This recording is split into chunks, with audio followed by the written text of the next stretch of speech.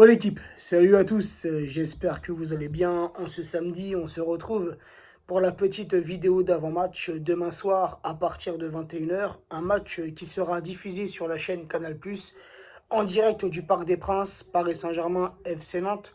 Match comptant pour la 29e journée de Ligue 1.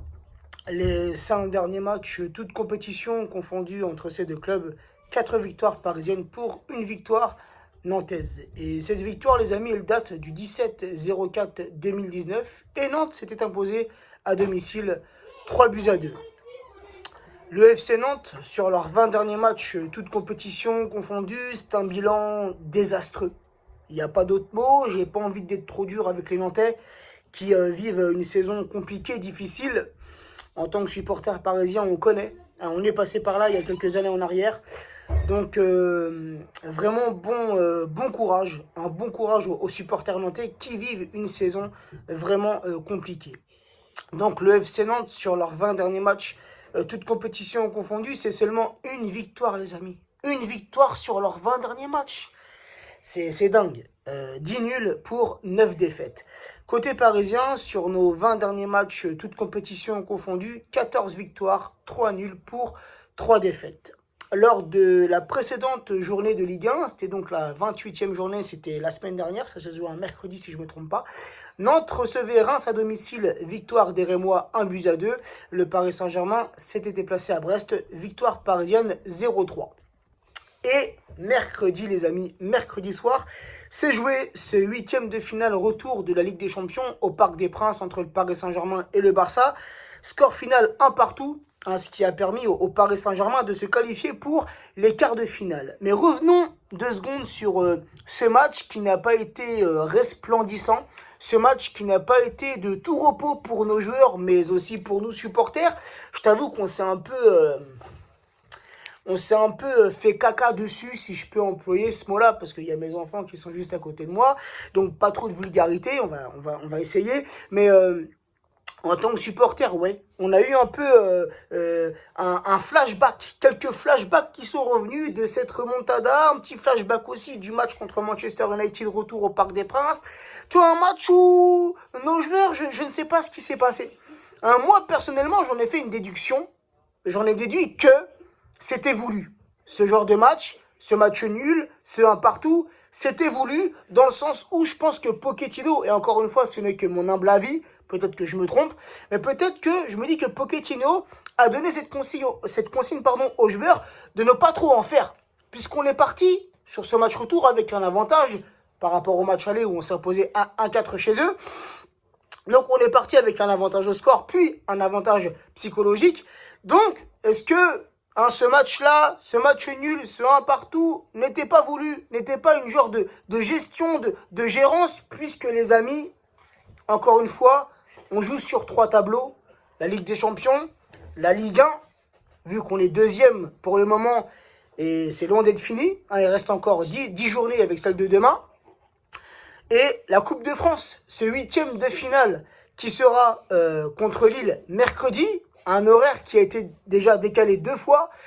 On nous annonce un match à 14 h, ensuite un match à 16 h 45, pour ensuite un match à 17 h 45. Mais comment tu peux mettre un match aussi important, un choc de Coupe de France, même si ce n'est que la Coupe de France, mais c'est un choc entre les 2 premiers du championnat, tu viens nous foutre ça un mercredi à 14 h.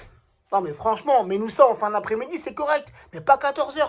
Bref, donc les amis, sachant qu'en Ligue 1, nous ne sommes pas premiers, sachant qu'en Ligue 1, on ne doit plus perdre de points, plus perdre de matchs. Donc je me dis que ce match retour, il a été plutôt géré, puisqu'on a su tenir le score du match nul avec un grand Navas et une bonne défense parisienne. Parce que j'ai beaucoup parlé de Navas dans mon débrief, mais je n'ai oublié Marquinhos, qui s'est conduit comme un patron. Je n'ai oublié Kipembe, qui a fait un très bon match, et l'entrée d'Abdou Diallo à la place de Kurzawa. Kurzawa qui a fait une première mi-temps catastrophique, et Diallo, il a fait donc le changement. Pochettino a fait le changement à la mi-temps. Diallo qui est rentré, et franchement, Diallo m'a plu en tant que latéral gauche. Donc voilà, petit match nul, on est qualifié.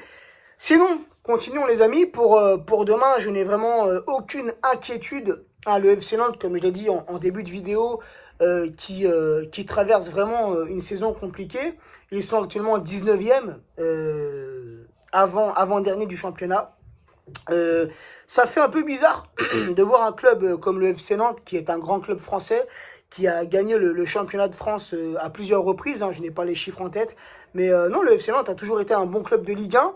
Et de les voir comme ça, 19e, et je pense que le FC Nantes se dirige tout droit en Ligue 2. Donc voilà, ça fait un peu bizarre de voir un aussi grand club français mal en point. Le FC Nantes qui a changé cette saison 2 fois d'entraîneur. Il y a eu Domenech, là c'est Camboiré. Est-ce que Camboiré va changer les choses? Je ne sais pas.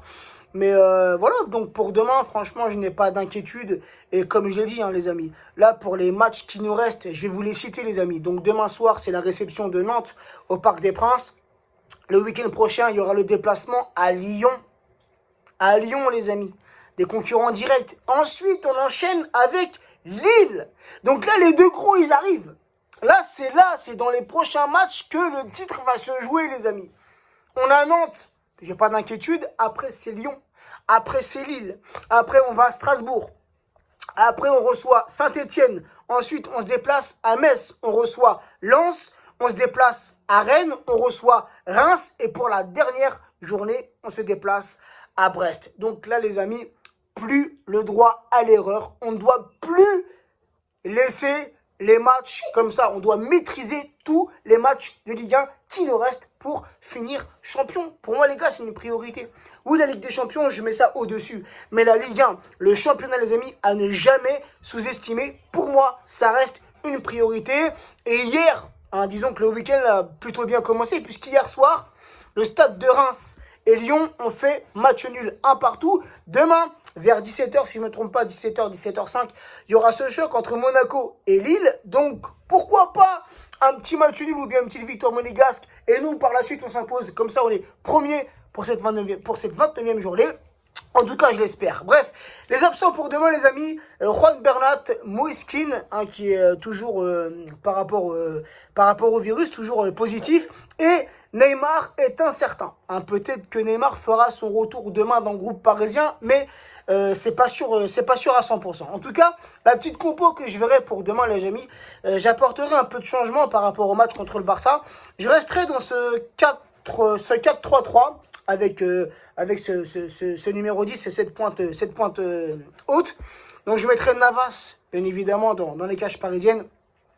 Dagba, latéral droit, puisqu'on l'a vu que Florenzi est sorti contre le Barça, qui était complètement cramé. Florenzi qui revenait de blessure. Donc, je le préserverai pour demain. Je le mettrai sur le banc. Je mettrai Dagba en tant que titulaire, latéral droit.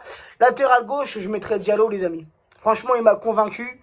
Il a fait une excellente deuxième mi-temps contre le Barça. Donc, demain soir, je lui donnerai sa chance d'être titulaire à ce poste de latéral gauche. La charnière, Marquinhos, Kipembe. Les deux milieux récupérateurs, je mettrai Paredes associé à Verratti et Rafinha à la place de Neymar dans ce rôle de numéro 10. Icardi à la pointe de l'attaque parisienne. Mbappé sur le côté gauche et Di Maria sur le côté droit. Donc pour demain soir, les amis, je vois une victoire parisienne. Je ne vois pas le FC Nantes marquer. Je vais vous dire le classement parce que j'ai oublié de le dire. Donc je ne vois pas le FC Nantes marquer. Le FC Nantes qui a l'une des plus mauvaises attaques de Ligue 1. Donc, je partirai sur un petit 4-0 pour le Paris Saint-Germain. Loulou, c'est quoi ton petit pronostic pour demain? 5. 5 pour Paris? Et ouais. 2 pour Pour le Nantais. Ouais. 2 pour Nantes. Donc, 5-2 pour Loulou. Et toi, ça, tu vois combien? Paris contre Nantes. Alors, je vois un pour Nantes. 1 pour Nantes, ouais. Ouais. Et puis, pour Paris, 3. D'accord. Donc, Asia voit un petit 3-1. Lockman voit un petit 5-2. Et moi, je vois un petit 4-0. Vite fait, les amis, avant de se quitter. Avant de se quitter, les amis, un petit récapitulatif sur le classement de la Ligue 1. Donc, deuxième, le Paris Saint-Germain avec 60 points, 19 victoires, 3 nuls, 6 défaites, 62 buts marqués pour 17 buts encaissés. Le Paris Saint-Germain, pour le moment, meilleure attaque de Ligue 1 et meilleure défense de Ligue 1 avec le LOSC.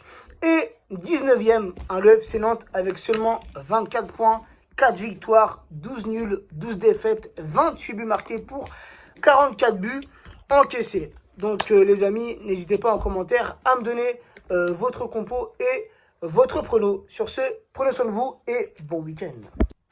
Les amis, juste une petite rectification par rapport à la 28e journée de Ligue 1. Je me suis un peu emmêlé les pinceaux. Donc oui, effectivement, pour cette journée-là, Nantes recevait Reims à domicile, victoire des Rémois 1-2.